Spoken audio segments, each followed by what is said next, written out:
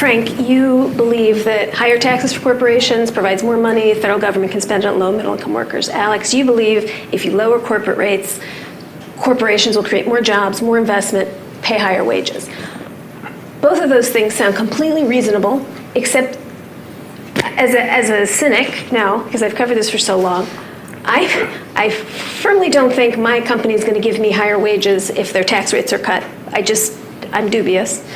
I also don't think if you raise corporate taxes that companies will stay in the country. Right, that's the whole point of corporate taxes. So you two can just go right at it. You can tell us how you can come together on this point, make my life a little bit easier, because I do not understand how the two of you will come together on this. Well, let's start with what are corporations paying now? There's the top line rate, which is 35%. That's called the top tax rate on corporations.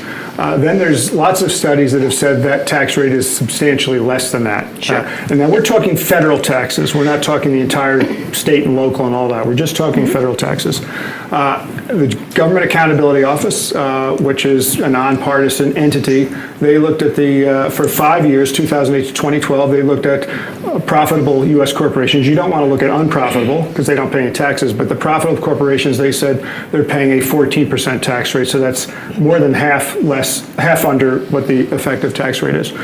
There's lots of studies that have shown that essentially what, Alex, you're talking really about trickle down, that if you give more profits to corporations, they will then spend the money to invest, and that will create more jobs and grow the economy. First of all, most academics don't believe, the studies don't show that trickle down actually works. We've gone through that before. Bang for the buck, you get a lot more jobs created if you invest in infrastructure, 3 times as much jobs in infrastructure as you do with corporate tax breaks. That's a CBO study, and it's a Mark Zandi study. Corporations are very flush with profits right now. Their profits are higher than they've ever been. And yet we don't see this massive amount of investment going on. Why? Because frankly, the demand's not there. What drives investment is much less about tax cuts. It's much more about consumer demand and whether people have the money in their pockets to drive things. Remember that 70% of our spending in the country is consumers buying things.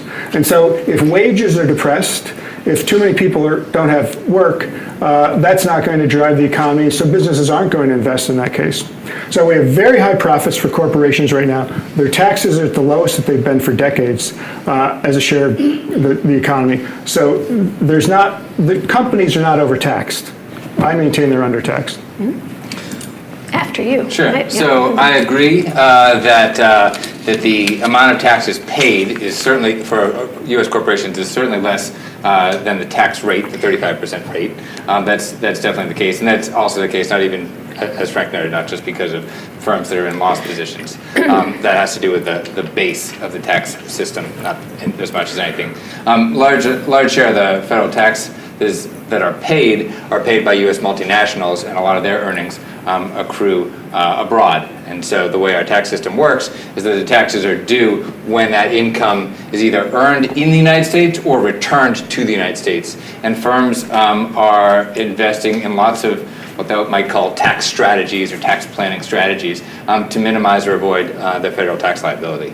And for those reasons, their actual tax liabilities are certainly far lower, just as Frank described. GAO and others numerous other people have made that point. The question is not one that I would characterize as as trickle down. The question in my mind is, what's the incidence of the tax? And so we know in public finance that you can ask the question, who writes the check, who sends the money to the IRS, and then you can also ask the question, who bears the burden? And so if you take a tax that that we know well, one that's easy to relate to, let's say the cigarette tax, smokers don't write a check to the IRS when they buy a pack of cigarettes, right? It's the tobacco manufacturers that pay that tax. But we know that the consequence of the cigarette tax is that cigarettes prices are higher, and that's by design and for good reason. When we think about things like income taxes, it's more difficult to try to trace through. We know who writes the check. The corporations write the check, but it's more difficult to trace through to find out who bears the burden. And for a long time, the assumption in the public finance literature was that the burden was borne by the owners of the corporations, that the tax fell on capital. In theory, it could fall in any one of a number of places or in combination. So it could fall on workers in terms of lower wages. It could fall on the owners of the firms in terms of lower stock prices, or it could be passed through into higher prices for consumers. And for a long time, the assumption by organizations like the Congressional Budget Office and others was that a large share of that, not entirely, but a large share of that was borne by the owners of capital, by the shareholders of those firms. The simple fact is that we've got new evidence over the last few years, a half dozen or so empirical research articles that have started to question that finding. And it's not a theoretical argument, it's really an empirical question. Theoretically, it could fall anywhere.